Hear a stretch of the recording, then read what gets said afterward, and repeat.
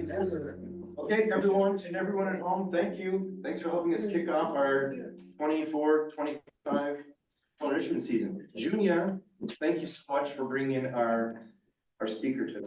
Well, most of you know Tom, or you knew his wife, who was our first woman person. Moderator? Associate pastor? Pastor, excuse me, I just got off the airplane late last night. I'm a little bit like that, so I apologize to you. Tom is a good friend though, and we're so happy that he's here today. I can give you his bio, but I'm not going to because it's just goes on and on and on. He has a PhD.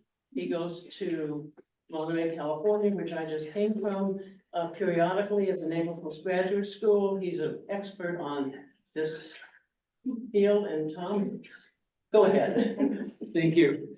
I said to a couple of you when I came in, it's delightful to see everybody again, but I had lost count how many times I've been in this room talking about some variation of the subject. Sometimes I get discouraged and say the only difference is my hair now is much grayer than it used to be. But what I hope to do here is a little different. I applaud you for the way you put your series together, where you're going to in the next couple of weeks get perspectives from for lack of a better term, the stakeholders, people who have an engagement in the community, in this horrific struggle. What I hope to do is to try to stand back and create context. The thing to keep in mind, as I do that, you'll find this out, there are very few things that you can recognize as, quote, an objective fact when you're dealing with the Middle East. There was a commentator in Jerusalem when they were doing archaeology, was the people of the Al-Aqsa Mosque were looking for the Arabic period, so they were dumping all the other stuff. That's what you do when you do archaeology, and the Israelis will reverse archaeology in terms of the pile to see what Jewish things have been left out. Someone said, well, is this political? And he says, this is Jerusalem. He says, everything's political. You can't sneeze. You sneeze left, you sneeze right, you sneeze at someone. Everything you do is political. So there is no fact without a context. The other thing is, no matter what people tell you, you will not solve this by saying history proves, history demonstrates, because how far back you want to go? And there was never a period in which there was complete homogeneity in which someone controlled the land. This was a trade route. So what I want to do is just give you some framing things and talk about, making sense of it. And just keep in mind, there's an old saying that when it comes to the Middle East or West Asia, which is the term people refer to it now as being non-imperial, then if you're not confused, you really don't understand. So, I'm not going to go through all of this. I think, you can make a strong case. There was what they call the Nakba in 48. I mean, Palestinians, some fled, some were driven out. Maybe some were told to leave. There's a big debate on that. But you can't flip the clock back 48. No matter what you feel about that, that's not fixing anything. Trying to expel the Jewish population of Israel is as unjust as trying to expel the Palestinian. Somehow you got to come up with a solution. Both sides have used the phrase from the river to the sea, and of course, many of our students who did it were questioned and didn't quite know which river, which sea. Which direction. The joy of teaching undergraduates, strong opinions, and not always the greatest command of the detail. But what I want to really focus on is the turning point in all of this. Up to about 1993, the emphasis was on little Israel surviving against this coalition of Arab states. Well, what happens is, beginning with Camp David, of course, in Egypt, Israel makes peace with the surrounding states. And then this becomes increasingly, after 93, an internal conflict rather than an international one. And one of the problems, there's a great editorial says, in terms of Biden's understanding, his worldview was formed back here. So that's part of why, that people have been very frustrated with, well, why are this unconditional? Well, first of all, it isn't unconditional. We'll get to that. And the thing about Oslo was it laid out, that's the big handshake between Arafat and Rabin on the lawn of the White House, where there's this commitment to a two-state solution. The PLO recognizes Israel's right to exist. And it was a very, very hopeful moment. It cost Rabin his life because he was murdered a couple of years later by an extreme Zionist. But that was the point, and for a while it seemed it seemed like it was going to work. But the problem then became is in the succeeding years, Netanyahu came to power for the first time in '96. And he actually did try to keep the process moving. But very soon he became either captive of the right or just convinced of it. And his approach switched to, let's just solidify relations with everybody else. And when we have problems, what they referred to was mowing the grass, going in and removing militants by killing them or capturing them, whatever the case may be. So Hamas comes out of all this, in 1987, when you had the shaking up, the uprising, the Intifada,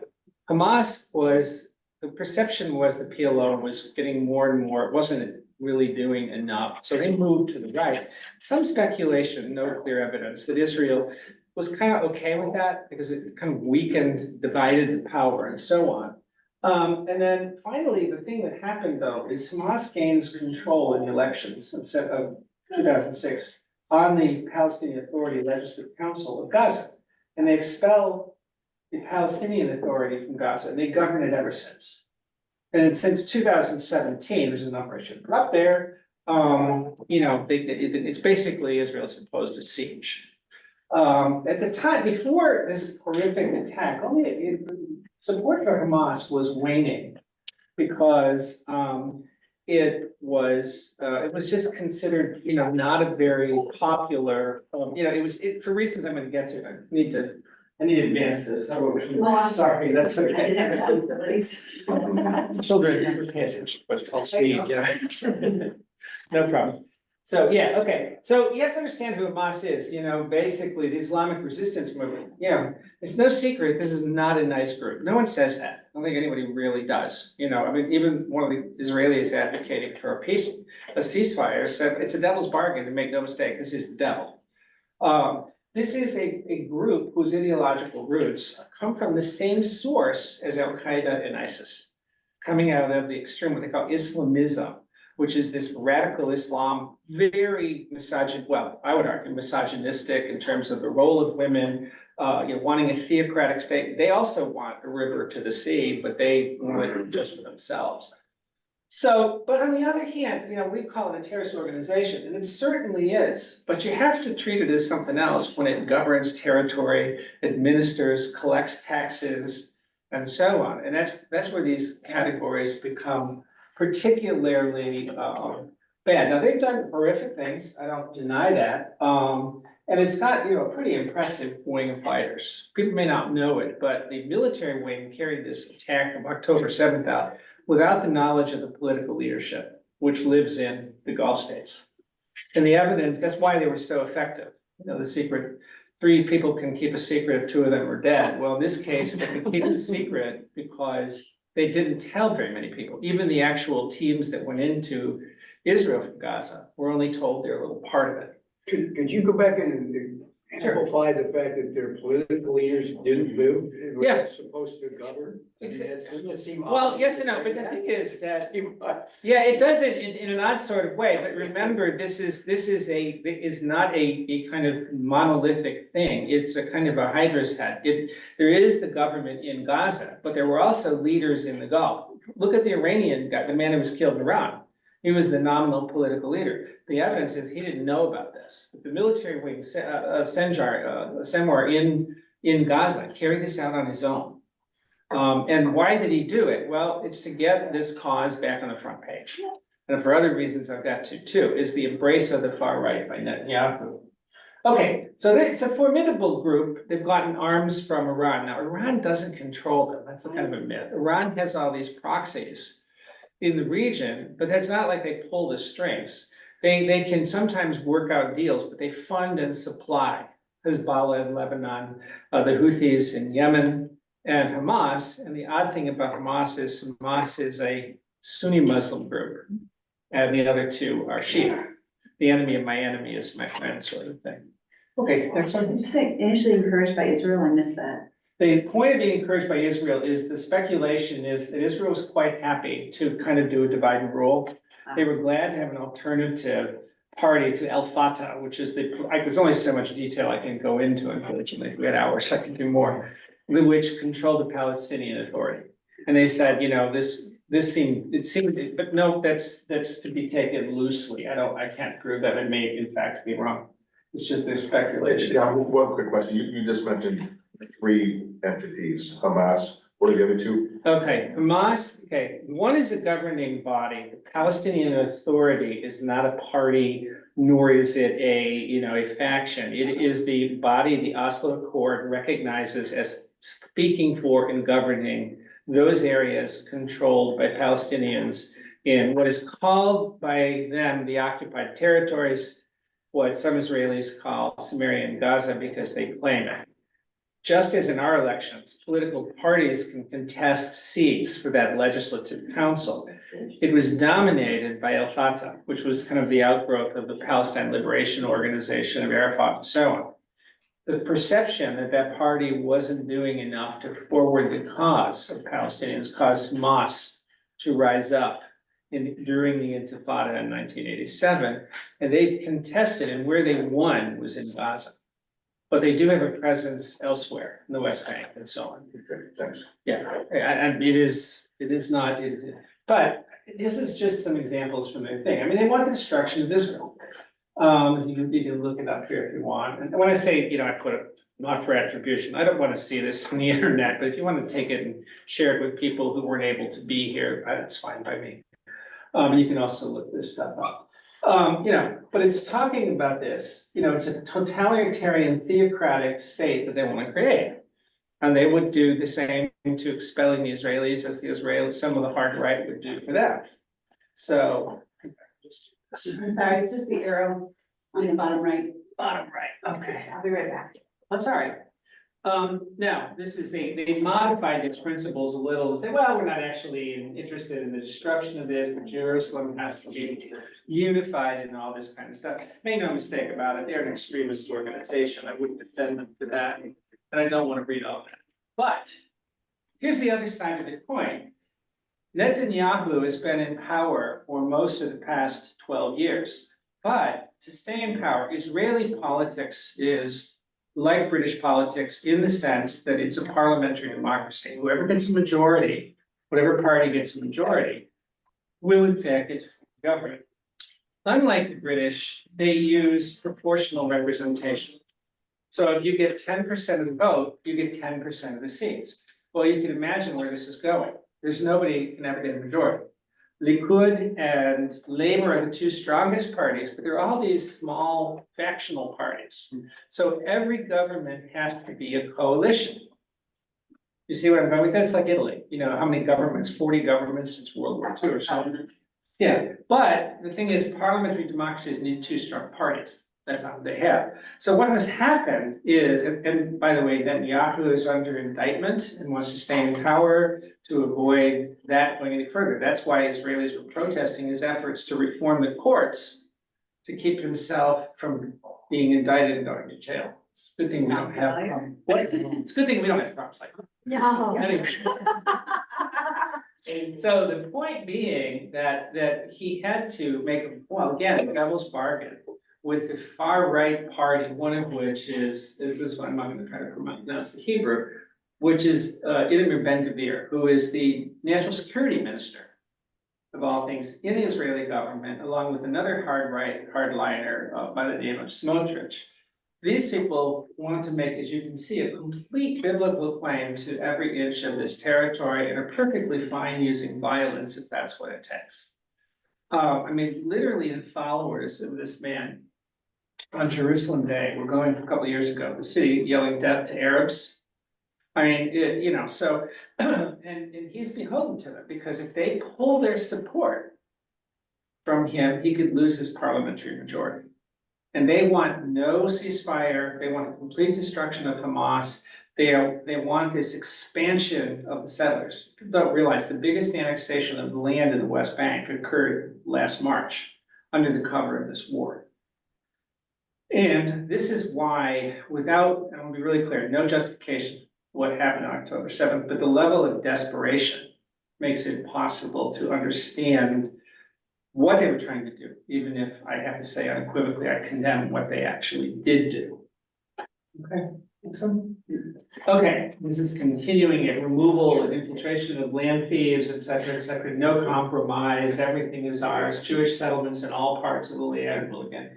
And if you've been following this, Eliyahu is the return, that's the Hebrew word for if you return as a Jew to go live in the home, what they call homeland in Israel, that's what you're doing. And so on, this destruction, and these settlers, about a third, they're like about a third of the settlers are in fact, just looking, there's such a housing shortage, they're just looking for a place to live. Another third of the settlers are in fact ultra-Orthodox, who just want to live by themselves. And then the other third are these ultra-Zionists.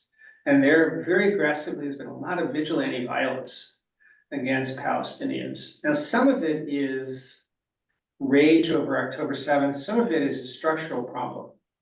You know, is that we've made ourselves, is okay, when you have a war going on, your frontline combat troops are sent there, you're using reservists, which means your least disciplined, least trained soldiers doing the most difficult job.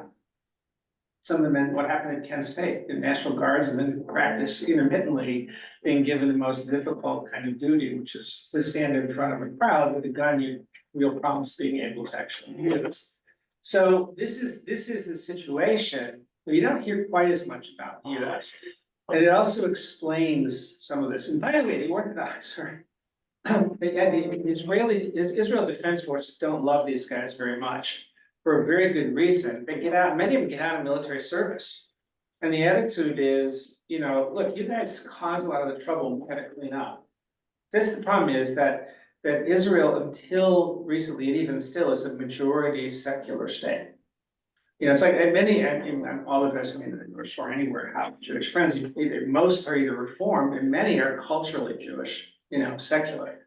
And that's a lot of the state of Israel. So there's this incredible tension. By the way, these people are incredibly nasty to Reformed Jews. Try going to the Wailing Wall as a woman and praying.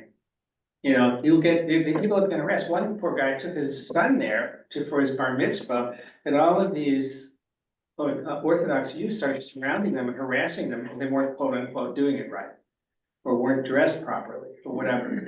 So, you know, this is a country which is deeply, deeply factionalized, and is really, the Israelis themselves have said, if the Arabs want to make peace with us, just, if they want to get rid of us, just make peace, we'll kill each other. Sort of like us. But the point, I mean, the point being is it's a very factionalized society. One of the Israelis told me, if you have two of us, you have three political parties. You could say the same about the Balkans and lots of other places. But the point I'm making here is this is the other quote unquote other side. And there's been a lot of terrible violence, nothing on the level of October 7th, but we'll get to the actual military response in just a second. Support has waned. It was actually declining, but of course now it's gone way up because they see Hamas as resisting this Israeli pressure. And from an insurgent point of view, looking just purely objectively, and please understand, some of you know me, know I hate many of my own conclusions. I don't approve anything of what was done on October 7th, but as a strategy, it worked.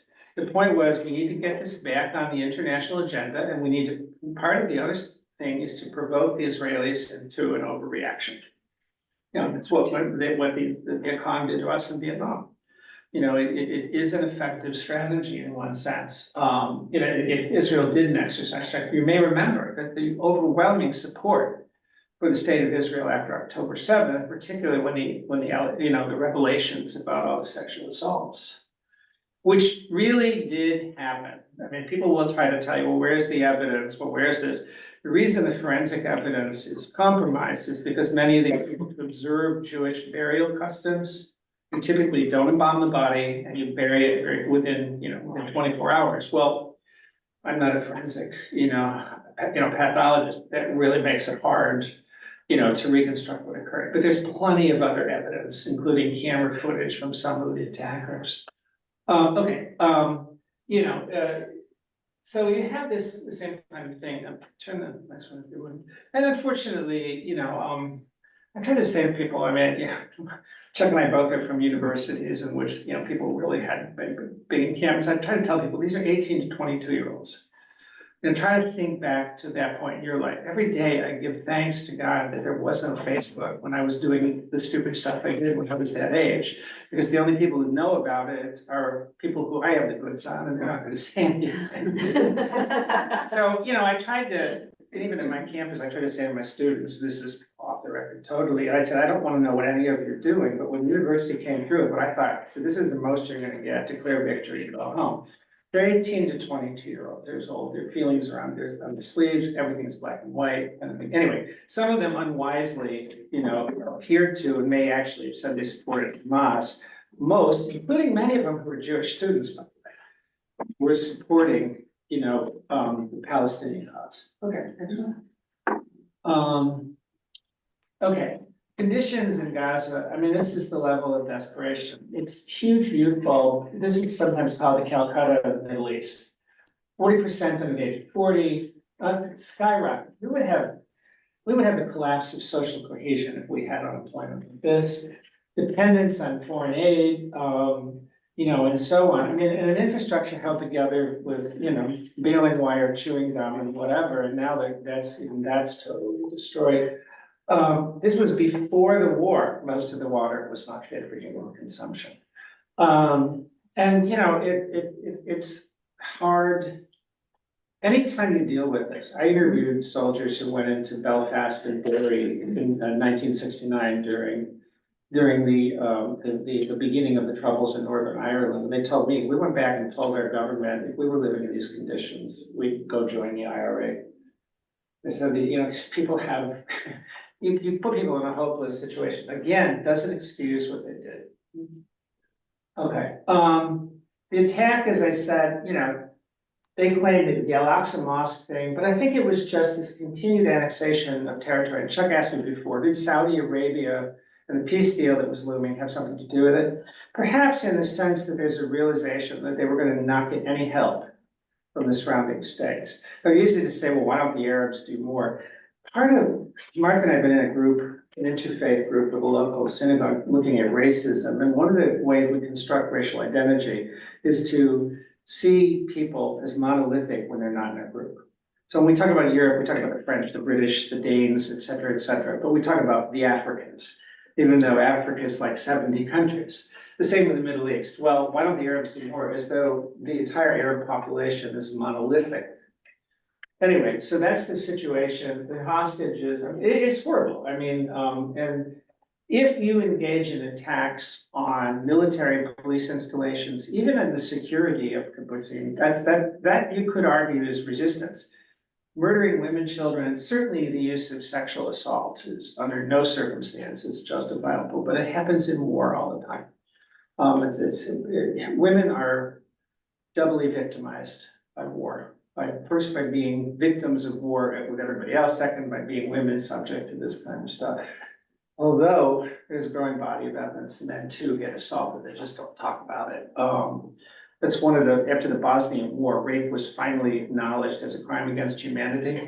And every woman said, no kidding. But the point was, the stories were, is that men finally came forward and admitted they had been assaulted. And suddenly there was, oh, I get it now, Anyway, so this was the strategic goal. And to some degree, they had actually managed to certainly to get it there. Now, there we go. As I said, terrorists and non-resistance, so I got a little ahead of myself. Actually, yeah. But the response, now, I write, if you want, I write for The Hill. I'm not on the staff, but I submit op-eds, most of which get published. And there's several on this. And I put it on X, which is Twitter, which has become kind of a cesspool, but in terms of getting material out, I judge my success by if half people hate me because I'm too pro-Israeli and half hate me because I'm too pro-Palestinian, I figure I probably got it somewhat right. Because the people won't tolerate their into either war mentality as we are in so many other things. I mean, this is not a hard and fast number, but the UN has said it's pretty close. Why is it so high? Okay, this is not genocide. At least not, unless you can show a deliberate intent to kill in whole or in part the Palestinian population merely because they're Palestinian. You have a hard time arguing it's genocide. War crimes, on the other hand, you've got a stronger case. I think there's, I don't know, but the bombing is problematic. You know, we were talking before. It's plausible but not entirely convincing that yes, insurgents hide within a general population. It doesn't give the government the right to go in and take a sledgehammer to the target. I don't know, Israel doesn't wish to kill people in schools and hospitals, but they're willing to accept that if doing so allows them to get the guilty parties. There is an alternative, which is the way we entered Fallujah. But it means that the attacking force will lose more soldiers. And they've always had an aversion. They have a conscript army, which is easy to forget. And it's harder to take casualties for conscripts because you have to answer the families and everybody. A volunteer army or not, sort of was, well, okay, they knew what they were getting into. I don't totally buy that, but that's the logic. They have found, you know, so far, but this issue of war crimes, and there has been historically in Israel, an asymmetric model of response. They know the numbers back in the days when it was state on state. They went back to, they knew, hey, the math doesn't work for us. So we have to inflict more on the other side as a deterrent. Well, you can see how that can be a very spiral problematic logic. The other is an over-reliance on firepower. Which we've done all along, you know. We've got technology and so on. I used to be really judgmental of that, but I asked myself, I'm a commanding officer of a particular unit. I gotta go home and look the parents in the eye of the soldiers I've lost. So if I've got all the firepower and all the other stuff, I remember your beloved husband Andy told me once when it came to deathbed decisions on healthcare, he says, don't ask me as a doctor to make these moral decisions on the spot. I'm trained to use whatever tools I have. And it's really the job of the family and everybody else. And I thought I never forgot that as one of the many pieces of wisdom we had. But the same is true. The soldier, you're gonna use what you have, and it's really hard to say, risk your soldiers, because in the long run, that's the better solution. But there is a military officer who said, the rate we're going, in 5 years, we're gonna be fighting their kids. They'll be growing up. All this does is perpetuate the cycle of violence, and there is nowhere for the Palestinians to go. None of the surrounding states are financially able or willing to take them. Where are you gonna send them? Are you gonna leave them in these permanent conditions? You know, and then we have to expel them all. To where? Where are we gonna send them? Inability to separate combatants, that's legit. I mean, they do want you, insurgents do want you to kill civilians because they know it works to their favor. It doesn't mean you get away with it. Now, the previous prime minister, Naftali Bennett, put forward a plan early on and said, hey, let's do this differently. Let's do this in a way that we go in surgically with repeated, like counterpunching, strikes with raids and everything else. And then we also create opportunities, corridors for them to leave. It's not great, it's not the best solution, but it's not the ideal solution, but it may be the best one possible. Just to end this, because the thing is, I'm afraid all you're gonna get back are dead bodies from the hostages. Because if you say, we'll give you a pause only long enough to get the hostages back, then we're gonna come and kill all of you. But just doesn't, they're gonna do what they did when the Israelis got close to the last batch of hostages. They're just gonna kill them, which is horrific, but you have to give them an incentive to return them. On the other hand, I can understand, you don't want to give an incentive that just gives them a pause to rearm, which is why the debate over who controls the Egyptian border crossings is so crucial to this kind of thing. So these are the combination of things, and it's not a simple either or. Okay, this is the butcher bill. Level of destruction, is just terrific. These numbers have been challenged, but they're horrible enough. We don't need to, quibble on the exactness. I mean, we won't know that for some time. So, in any case, now we're seeing what outbreaks of polio, the lack of clean drinking water.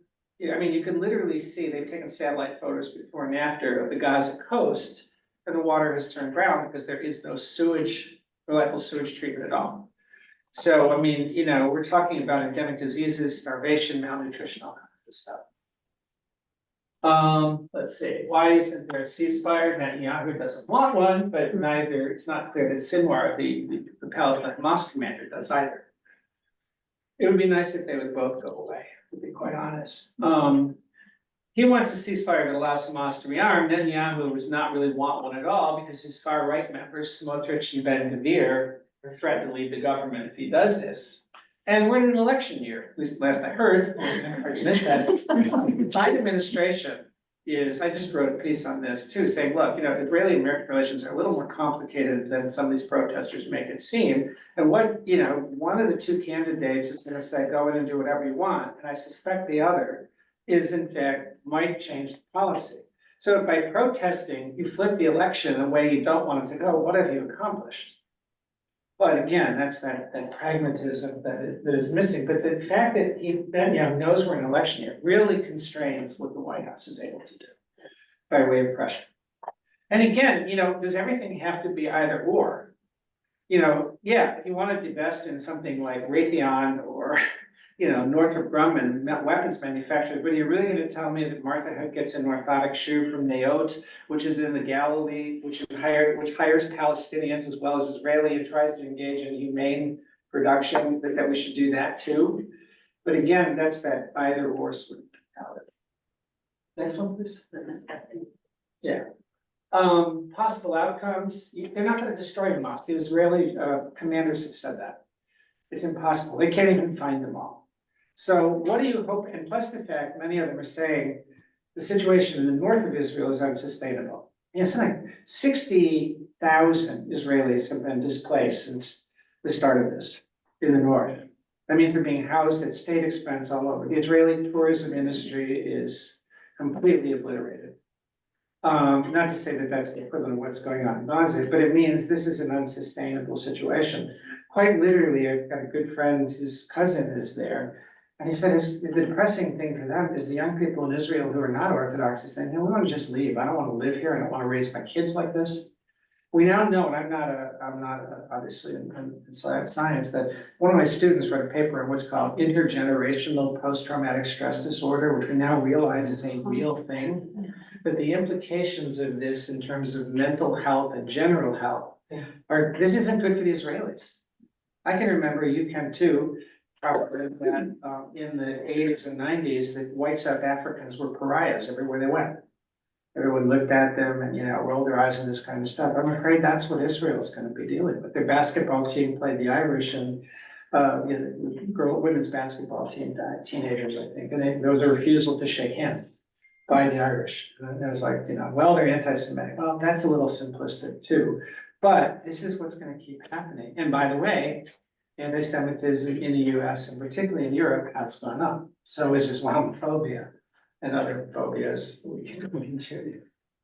So this is the situation. And if all you do is just reset the conditions for the next round of fighting, and what have you had? And the older I get, the more I study war, the more I agree with Ben Franklin. There never really was a good war or a bad peace. Stopping the killing is, people say, well, it doesn't if it just starts up again. At least if you stop that, you might be able to move forward. It could be a change of policy depending on the outcome of the election. That's sort of my sense that Harris has signaled that. I don't know. I honestly don't know. And I don't want to divert, the whole thing on that, but I think there might be an opportunity depending on the outcome. I don't know. Donald Trump has made abundantly clear where he stands, that there really won't be any restraint.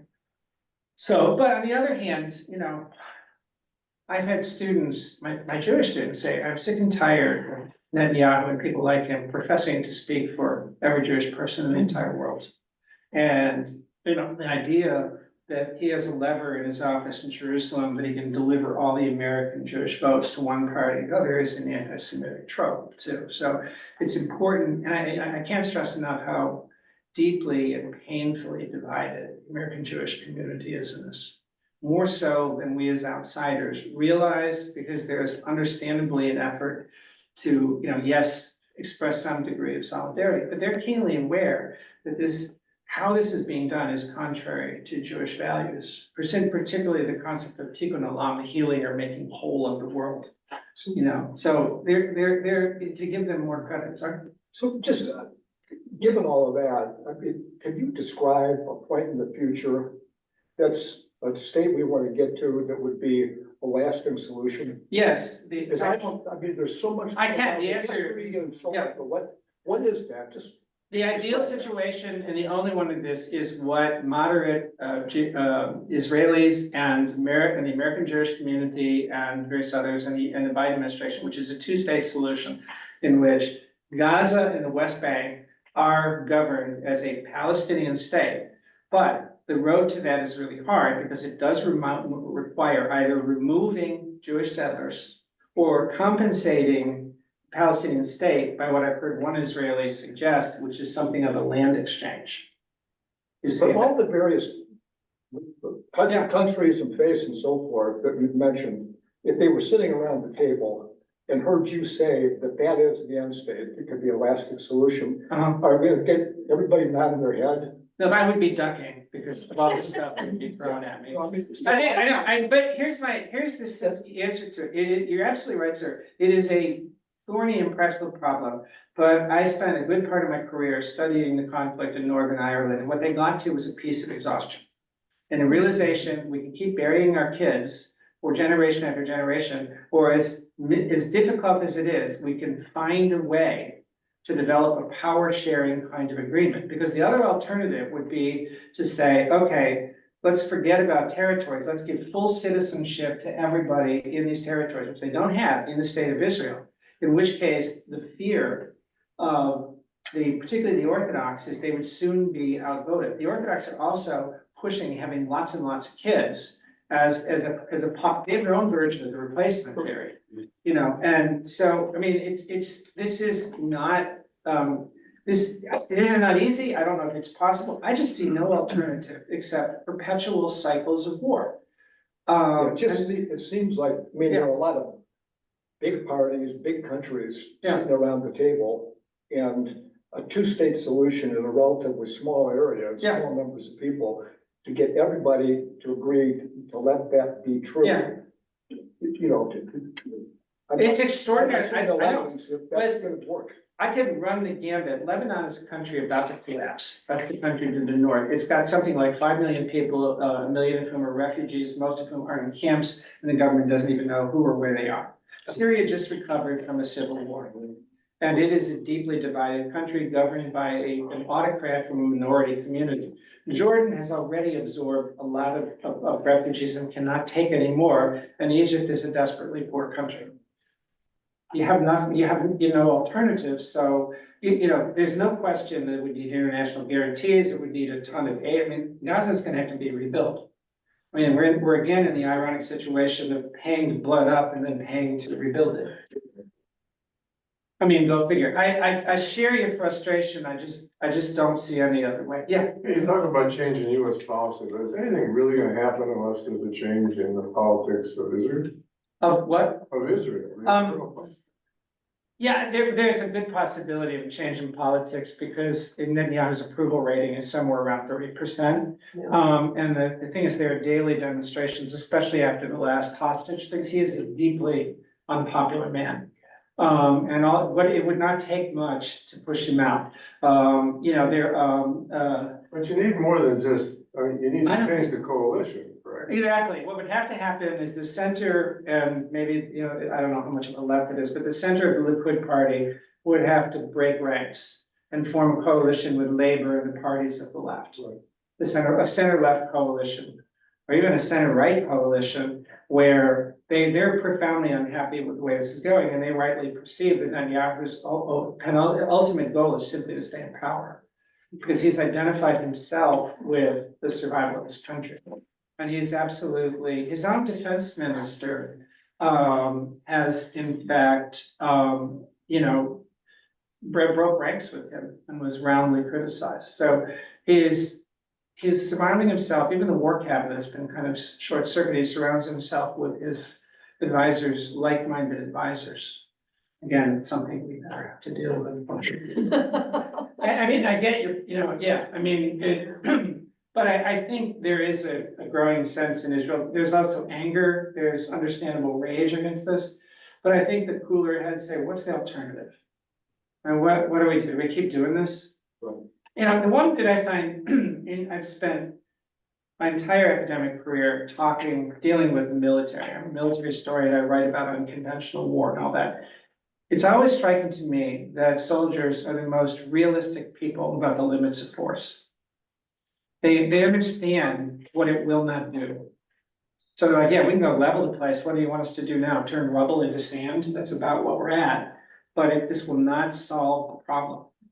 You know, this is not gonna work. So. Do you have it, well, after you finish this. Yeah, let me just- ideas on what's this is the my end- last What's the end game for you? Yeah, my last, the end game, we should make. My last thing is just some kind of thoughts on how to have the conversation. I wish I had a yard sign that said I stand with Israel and I stand with the Palestinians. Because I don't think, together, I don't think they are mutually exclusive points of view. You can actually do both. But you can't get into this polarized one or the other, but unfortunately, that's every issue that we're facing today. The other thing I find really strange, and this is a criticism of people on the left, which I consider myself, is all during the Trump administration, they said, he's not my president, et cetera, et cetera. We had no problem saying, I never said that because I think I have problems with that idea, he's elected, he's president. But what I have problems with is many people in the US have no problem saying, don't identify us with our government. And somehow with Israel, the same logic is not followed through. You can separate the Palestinians from Hamas, and you can separate the Israeli people from a government which many Israelis hate or profoundly disagree with. I mean, they're deeply divided as well. And that distinction is important. You know, the common humanity. As I said, this is this two-state solution. And of course, fighting bigotry, whatever we do. Chuck, you were asking Israel's endgame. Did I get that right? Okay. Which Israel, there is a dwindling faction that would like a two-state solution. There are others who have a kind of an who would say we need to expel them all. There's an intermediate kind of view that says, well, we can't give them a state, but what we can do is give them local autonomy in their individual communities and things of that nature. But on the other hand, the degree to which they're being harassed, I mean, even Israeli citizens of Israel, not people in the territories, these are people who never left, whose ancestors never left in 1948. Have found themselves treated as second-class citizens, arrested for tweets they've made. They're often prevented from working in certain security industries. Well, that knocks out most of high tech. And as a result, so they more and more, some of them have said, this is, you want proof that the argument that we're really equal in the state of Israel, here it is, we're not. So that would be that's the intermediate solution, you know, essentially have no distinction, but give full equal political and voting rights to everybody in the entire area, which includes the West Bank and Gaza. But again, there's widespread opposition to that. The challenge there is that they're afraid that there'll be so many births in the Palestinian. Yeah, state that exactly. They will no longer be the majority. I mean, I think, I don't do hard social science, meaning numbers, you know, and data and so on, but I think it's abundantly clear that the correlation between high birth rates is less about religion and more about education and prosperity. You know, I mean, it's no secret that most Catholics don't listen to the church's teaching on birth control. I mean, just look at the size of the families, you know. So in any case, you know, I think that, but then again, you know, better opportunity could affect some of that. But it's, and the other thing, I think it'll be interesting, but again, I think you have to be very careful when the two speakers come. What you might see is a litany of horrors committed by each side, all of which is true, but isn't going to get you anywhere. The question to ask is, okay, fine, these terrible things happen. What's the way forward? How do we resolve this? You know, because this is an unsustainable thing. Hi, Nancy. Yeah, go ahead, and then Jane. Yeah. And then, Oh, go ahead. no, Nancy, you had your hand up. Oh, well, you know, you said prosperity. How long would it take for Gaza to be cleaned up so that American industry and everybody else could come and invest their plants there? And like Ireland, suddenly the fighting stopped when people had prosperity. Well, I'll do what every good academic does, but I'll say, it's really lucky we have a civil engineer in the audience, so he can tell you. Yeah. I think I've heard billions of dollars and maybe as much as a decade. Trillions. Yeah, I mean, it's just, Trillions. you're talking almost, yeah. I mean, just if you wanna get a comparable thing, you know, you could look into what, my son, we were at dinner last night, we were talking about how great the rail system was in Berlin. I said, we just leveled the place and then they were able to build it systematically. And so that took what today would be billions of dollars over a relatively long period. Jane and then Carol, yeah.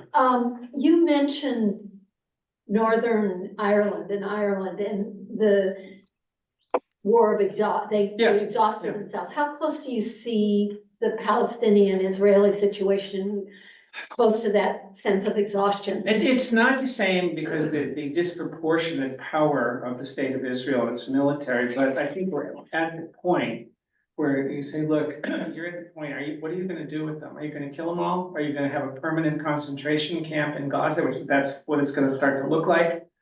Are you going to forcibly expel them? What do you do? What's the end state? Yes, yeah, that's what. And Netanyahu has really no interest. Well, the Israelis will have to remain, you know, in for security. Every soldier does not want to do that. William Mackenzie, who commanded in Sector Sarajevo, I heard him speak up in Canada after the Bosnian War. And he said, you know, a lot of these military interventions are like a dog chasing a car or a bus. He has a plan until he catches the car. What now? I have no idea. So, you know, that's the issue, is to say, okay, you don't want a two-state solution. What is the end state? Because they're not going anywhere. You know, and so are you gonna kill them all? Are you gonna expel them all? What are you gonna do? You're gonna give them citizenship? Well, you don't wanna do that either. Well, what's the answer? Because this is not a sustainable situation. And, you know, and the international pressure is starting to mount too. So, I mean, you know, Israel could sustain it. Yeah, they have a military power. They could just wall it off and say, we don't really care, which is what they did since 2017, but look what happened. Carol. You know, I think I've been thinking about the two-state solution, which I think is great, but I think, Yeah. I mean, so many people think it's great. What happens if you accomplish that? What's that going to do to the other surrounding countries for equal opportunity among all the citizens, so on and so forth? In terms of Lebanon, in terms of Syria. Yeah. Egypt, so on and so forth, because they don't have that kind of. No, they don't, but neither, in the case of, in three of those cases, Syria is the exception, I think, in many ways. You don't have this huge, you know, this ethnic enclave and this deeply divided social, religious, cultural split to quite the same way.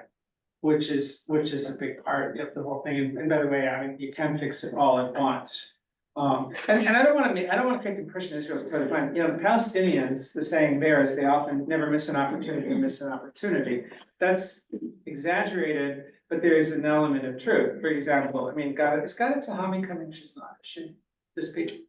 Who? Ghada Tahami, she's the Palestinian, I think she's well retired now, but anyway. If you could give me information on that, please, so I will give you information, but I, you know, she said, well, you know, the Israelis have rightfully said, the Palestinian state has to be demilitarized.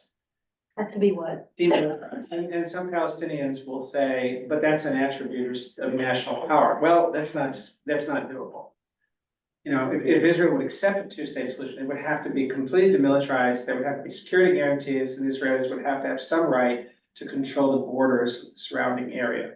And that's just being realistic. that's not unprecedented, right? I mean, that's what No. Japan had to do after. Well, and the other is you know, there was it lasted for 9 years. It wasn't but the UN, the first UN peacekeeping mission was in the Sinai in 1957, after the Suez crisis.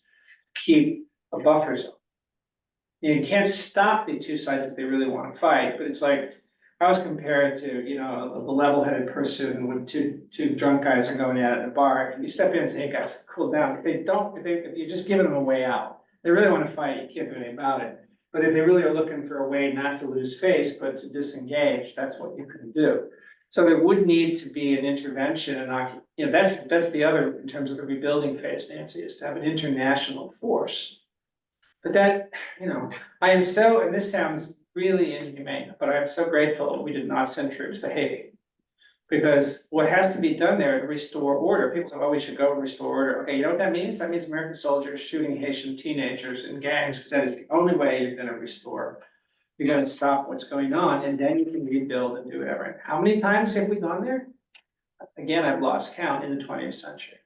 So, I mean, I'm not peddling, pie in the sky here. I'm throwing out to you some of the framing issues, and you should ask those questions of each of the two succeeding presenters who come to talk to you. It's like, okay, you don't want this, you don't want this. Tell me what you want. What do you see as the end state of this? And I think what you get from everybody is a lot of, well, I don't know, let's just get rid of Hamas first. Well, you can't do that. Second of all, what do you put in this place? How do you govern? How do you build it? How do you give people hope? Anyway. Well, I don't know where we are. Keep on going. Let me ask, is there anyone online that needs? Oh, to ask yeah, a great. question? There's only a few people. It seemed quiet. I just wanted to make sure they had an opportunity. They do seem quiet. Other thoughts or questions? Yeah, go ahead, ma'am. Where's the PLO now in The this? PLO is really, I think it is, I think it became a thought, but I'd have to double check. See, even I have trouble keeping track of the players, but it's no longer the premier institution. Palestinian Authority in the territories is still there, governing the 20% of the West Bank that is still under Palestinian governance. But that is Mohammed Abbas, the leader's in his 80s. That's an organization that has lost all credibility, is riddled with corruption, and is not seen as doing much of anything for the Palestinians. So, the governing structure is in need of work as well. So, it's not if I've left you with anything, it's other than hopelessness, which isn't what I wanted. It is that there aren't simple answers, and it's not an either or, you're totally wrong, you're totally right. Many who are staunchly pro-Israel will say, well, look at October 7th. And they're absolutely right. People who are pro-Palestinian say, yes, that was horrible, but let's look at everything since, and they're also right. The question is, how do you get them to talk to each other? And as I think someone very shared, this is, you may have experienced this. This can wreck friendships, it can cause problems in families, I don't know how many of you know politics at Thanksgiving. My friend told me that, the difference between the Nazis trying to eliminate the Jewish race, when I said this sounds an awful lot like what you're telling me, you'd like the Palestinians to be eliminated, and you'd like me to support you on that. She said it's different because they started it, meaning they started it on October 7th, but I said, but the war didn't really start October 7th. Exactly right, yeah. And, the other thing to keep in mind, and people forget this, and I want to be really clear, there isn't a moral equivalent between this and the Holocaust. It's important to say that, however, the Holocaust didn't begin with a plan to exterminate the Jews. The first step was just to expel them, to get them out. It just, the distance between that and killing is not terribly great, but exactly right. If you look at my timeline, when did it start? You say, well, they started it. Well, you could argue they started this battle. They did not start the whole war. Yeah. Could you make an argument that the Holocaust started with the propaganda that demonized them? Sure, demonization, yeah, reducing the other to the unhuman, which is what disturbs me about American politics, no matter. You take up strong positions where the person on the other side is not somebody with whom you disagree. I remember John McCain saying this, last time I heard a major figure saying that in such a prominent way, when someone said, well, Obama's a Muslim, he shouldn't be here, and he goes, no, he's a very good man with whom I just happen to disagree. There was a study a few years ago, right after the 2016 election, I think, that said, for the first time in American history, we have a political system where the political opponent is not seen as someone who's going to vote differently than me, but as someone who is a danger to the country, and that's on both sides. And that's just a small tip. Well, the other is the way, too, it's like, the other people, it's like, we were told when we drove down to Phoenix for a couple of weeks last summer, we have an electric car, and we're told, it's gonna get vandalized, it's gonna get, when you go through Oklahoma and Texas. My experience has been, almost everywhere, people are decent, even the people you say, oh, well, they're the far right kind of thing. If if you were in need in their community, they'd show up with casseroles, they'd help you shovel your driveway if you were in a winter state or something like that. The problem is, our sense of community is restricted to only those who look like look like you. But, you know, it's, this issue in particular has people have glommed onto it. And of course, you know, people have, you know, I don't really believe Elise Stefanik cares about anti-Semitism on American campuses. This is part of a larger kind of agenda and so on. And that issue has been framed so in such a distorted way. It's not the simple thing it has been. So if you had to predict how this is going to end, the Yeah. current war and complete destruction of Palestine, what? I predict that, I have two predictions. If I'm trying to be as balanced as I can here. Yeah. If Donald Trump wins the election, then Netanyahu will be allowed to do whatever he wants. I think Well, that's. so what? I mean, Okay, well, what it would be to simply obliterate as much of the organization as possible and just put a fence around Gaza, literally and figuratively, and just let whatever goes on there go on and allow it and suffering and everything else, just either take care of the problem or either make it so miserable that people choose to leave and are facilitating it going to who knows where. In the meantime, they would continue to annex territory, which pushes that population into smaller and smaller and smaller pockets.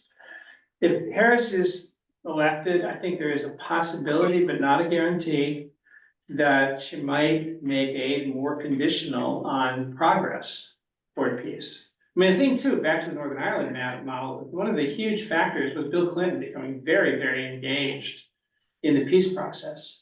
So, you know, we are a significant player in this. But I mean, because of those huge variables, and the other is, does Netanyahu's government survives? If it does not survive, I'm a little more hopeful. If he manages to hold on to power, then I've almost, Chuck, I've got really, you know, best and worst case scenarios, and I'm not sure that I can see a very hopeful middle. And I'd like somebody in my things, I really would really be happy to be wrong. But I think the saving silver, not even a silver lining, it's the ray of hope, is the realization of people that there is, you know, this should not keep going on, because, you know, the question I could follow up with was, how does this end? Well, then the question is, how does the next one end? And the one after that, and the one after that. Yeah. So we're a significant player in Yeah. this, right? Who are the other significant players? Actually, there are our allies to some degree. The Brits have supplied significant arms, and so, I mean, the international arms market is extraordinarily lucrative. A lot of money being made by players from all over. But I think it's, you know, there are members of Jewish communities who are strong donors and supporters of Israel, but I think that's to some degree is exaggerated. I think the major political players, the US who blocks, you know, or, you know, stops resolutions in the UN Security Council. Not that those are going to accomplish much, but it's kind of a barometer. And the other thing too, the other player in terms of being really involved, and we keep talking about the American Jewish community, which, as I said, is painfully divided. There's also a generational divide going on. But I haven't even mentioned the Christian nationalists. You know, and I said this to one Israeli speaker. I said, you know, you really have people supporting Zionism in Israel for profoundly anti-Semitic reasons. That Jesus will come back and you'll either die or be converted. Yeah, I agree with you. But there's oh, well, you know, who cares? You know, this, I mean, not from her, but from others and so on. But that's the other thing. You have this almost messianic, well, not almost, view of the world amongst significant segments of the evangelical Christian community who see Israel as, you know, this is part of God's project for the world, and it's their land and they're entitled to it, and we should give them unconditional support, and they're a significant block of voters. Iran and so forth, could you just comment on? Iran? Yeah. How much money do they give? I can't give you dollars, and I'm not sure anybody knows, but again, Iran is, okay, there's always been this dynamic of Shia, Sunni, but there's an awful lot of cross currents as well. The irony there is we upset the balance of power by invading Iraq. Because it was a cynical thing, but we always played Saddam and the Iranians off against each other. But what they do is they fund and they provide weapons, just as they do to the Russians, to fight the war in Ukraine. So as I said, they have these proxies all over the region. They have militias in Iraq. They have supported, as I said, Hezbollah in Lebanon, which by the way is also is also a recognized party in the government. And the Houthi militias in Yemen, as well as Hamas and various others. But as I said, they don't pull the strings on them. But again, the bitter irony there is the Iran nuclear deal gave us traction with the Iranian government. Because they don't want the sanctions. Well, President Trump pulled the plug on that deal. And now what have we given them? You know, what alternative have we given them? That's the point I was trying to make when I wrote the piece I did about the complexity of US-Israel relations. But Is just specifically though, for sorry, go ahead. this discussion of what's the end state, Yeah, or what yeah. are we getting to, you know. You gotta engage Iran. What's Iran saying about? Yeah, Iran is gonna keep stirring it up, but the thing is, the best thing we can do is re-engage Iran and re-enter the nuclear. But all I'm saying is, as far as getting to some end state, Yeah. it seems that along the way there, Yeah. we have to be dealing with this larger view, which Yes. includes primarily, I think, them. Yeah. And the global, Yeah. you know, thing that's on. You're absolutely right in that regard, which is why I said re-entering that deal, which the entire, one of the few things we and the Russians agreed on is a way of doing that because the sanctions are hurting them significantly. Yeah. And if we had not, they would, I think, love to be re-engaged in terms of money. And you're gonna have to do that in a careful kind of way. And we also don't want them getting a nuclear weapon. And I am not qualified to know how feasible their progress is towards that. But the problem is now, what are they doing? They're engaging with Russia and with China. Which, as long as they have that, well, they have another conduit. They're selling and providing drones and missiles to Russia, and they're making money that way. They have oil and so on. But you're right. You have to engage everybody. You have to engage everybody, and that was true again in Northern Ireland. The thing there was there are three places you solve Northern Ireland. None of them is in Northern Ireland: London, Dublin, and New York. New York being a metaphor for the Irish American community, which was providing aid, not everybody, obviously, but to the IRA. So, we have to get them involved as well. Yes. With all this chatter about all the countries and what they need and talking to everyone. Yeah. What was the chat, it suddenly became very quiet about the October 7th. The idea of who was Hamas talking to? What made them think they could get away with that? Well, because they did. They thought they could get away with it because they did. That I can tell you about the reason. I'm sorry, finish your question. I didn't mean to. Well, no, I don't even want to say in public what I think. But Hamas, Hamas, I understand we're operating under what's called, rules of confidentiality. I think everybody here has to respect that whatever we say stays here. But I think there's no question this is a violent organization that needs to go, and whatever credibility they had, they lost on October 7th.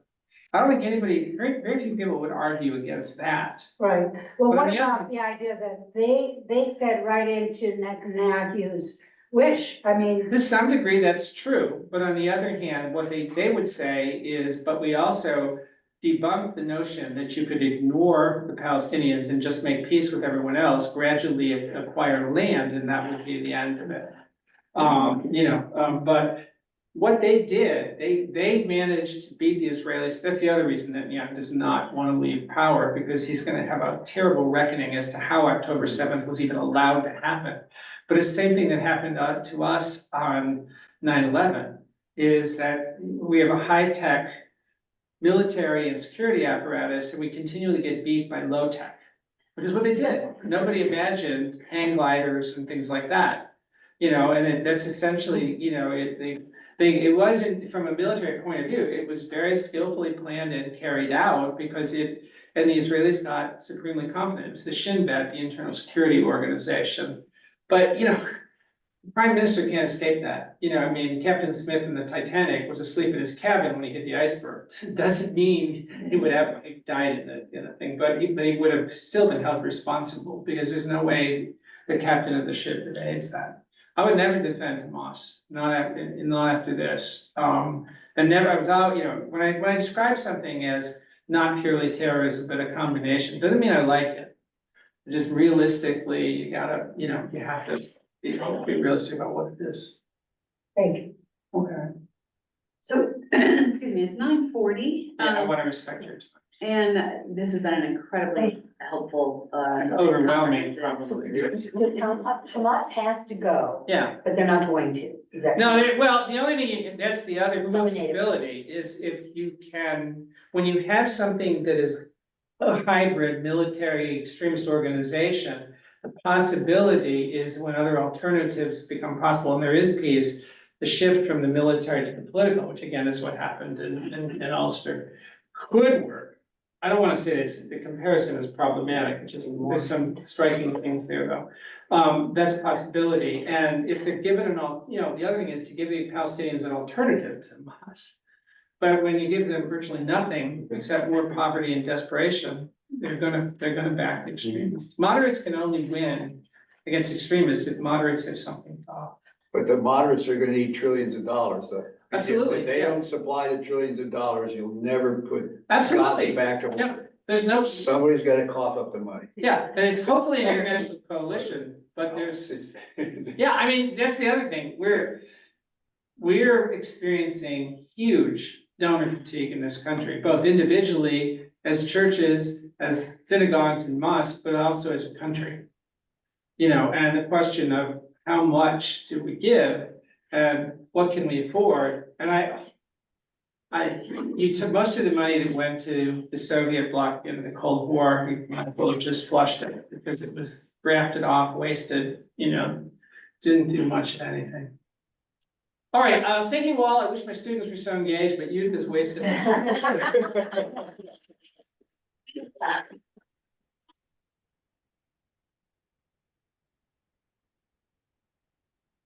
I take a moment of personal privilege and say, you know, you will probably all know me. I'm Jessica Palace, or maybe you don't. You haven't seen me yet. I'm your new associate pastor. I've been here about a month.